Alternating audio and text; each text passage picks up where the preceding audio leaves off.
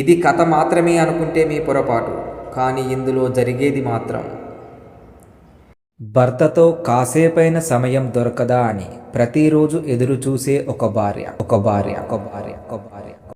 పాప పడుకుందండి. లేదు కాదండి, ఇంకా ఎన్నాళ్ళు ఒక ముద్దు లేదు, ముచ్చట లేదు.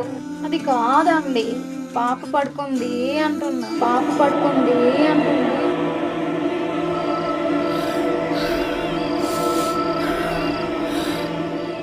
తన భార్యను నమ్మి కుటుంబం కోసమే ప్రతిరోజు కష్టపడుతున్న ఒక భర్త.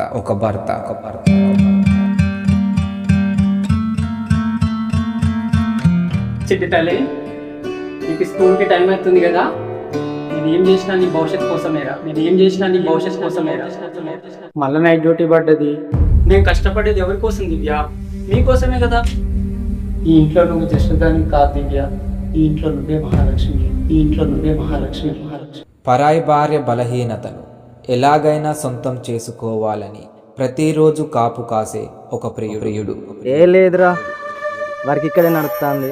ఇంతకు మీ పేరేంటండి?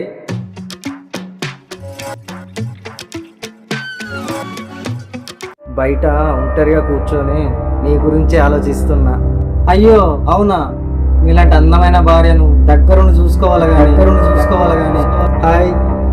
ఈ ముగ్గురి జీవితాలకు ముడిపడిన అభం శుభం తెలియని ఒక పసిపాప.